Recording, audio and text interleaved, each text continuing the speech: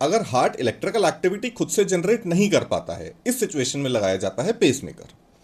Pacemaker heart में naturally भी होता है।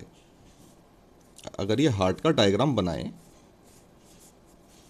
तो यहां पे होता है SA नोड, जिसे बोलते हैं नेचुरल पेसमेकर ऑफ हार्ट। यहीं से इलेक्ट्रिकल एक्टिविटी जनरेट होती है और फिर आगे पूरे हार्ट में कंडक्ट होती है। अब अगर SA नोड किसी रीजन से काम करना बंद कर जाए तो उस सिचुएशन में एक्सटर्नल पेसमेकर लगा दिया जाता है और इसका वायर राइट एट्रिया या फिर राइट वेंट्रिकल में डाल दिया जाता है। ये राइट वेंट्रिकल है, ये राइट एट्रिया है, लेफ्ट एट्रिया लेफ्ट वेंट्रिकल। अब ये तो हो गया परमानेंट पेसमेकर, जो कि यहां पे पेसमेकर है और ये पेसमेकर का वायर है। अब ये तो हो गया परमानेंट पेसमेकर। परमानेंट पेसमेकर लगाया जाता है, ये जो क्लैविकल होती है यानी कि कॉलर बोन, ये इसके नीचे मोस्टली ये लेफ्ट साइड में लगाया जाता है।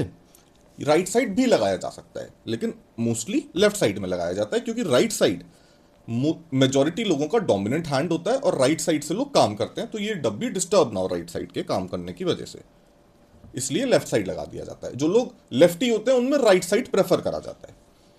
टेम्पररी पेसमेकर भी आता है परमानेंट पेसमेकर के अलावा। अगर किसी पेशेंट को लेट नाइट लगाना है पेसमेकर और ओटी रेडी नहीं है या फिर सीनियर कार्डियोलॉजिस्ट नहीं अवेलेबल है, तो टेम्पररी पेसमेकर लगा दिया जाता है। उसकी भी लीड यहीं पे जाती है, ये जो वायर होता है यहीं पे जाता है, और ये अंदर लगाने की जगह, डब्बी जो है ये पेसमेकर की अंदर लगाने की जगह ये बाहर रहती है और बेड के साइड में टंगी रहती है। फिर जब पेशेंट इसकी वजह से स्टेबल हो जाता है और उसका जो रिदम है वो पेसमेकर पे डिपेंडेंट हो जाती है और हमें पता है कि अब ये नॉर्मल नहीं हो सकती, पेसमेकर की वजह से ही चल रहा है बस पेशेंट, तब उसको परमानेंट पेसमेकर लगा दिया जाता है। पेसमेकर दो टाइप के हो गए, परमानेंट और टेम्पररी। अब पेसमेकर में जो नॉर्मल इलेक्ट्रिकल एक्टिविटी होती है हार्ट की, वो तो रिस्टोर हो जाती है, लेकिन ये जो पेसमेकर का करंट आएगा जो कि हार्ट को स्टिमुलेट करेगा इंपल्स बनाने के लिए, उसकी भी एक इलेक्ट्रिकल एक्टिविटी आपको यहां पे दिख जाएगी। ये एक आपको पेसमेकर की स्पाइक दिखेगी।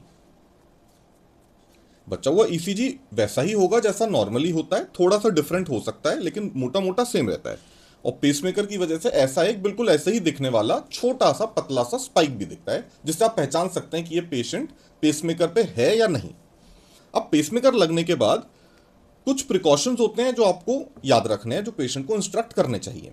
पहला होता है, जिस साइड पेसमेकर लगाए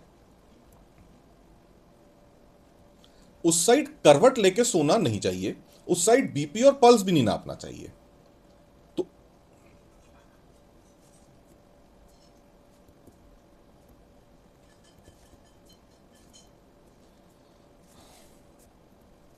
मतलब उस तरफ करवट नहीं लेना है आपको और बीपी पल्स भी नहीं नापना है। अच्छा, और दूसरी चीज जो आपको पता होना चाहिए वो है हाई मैग्नेटिक फील्ड से दूर रहना है।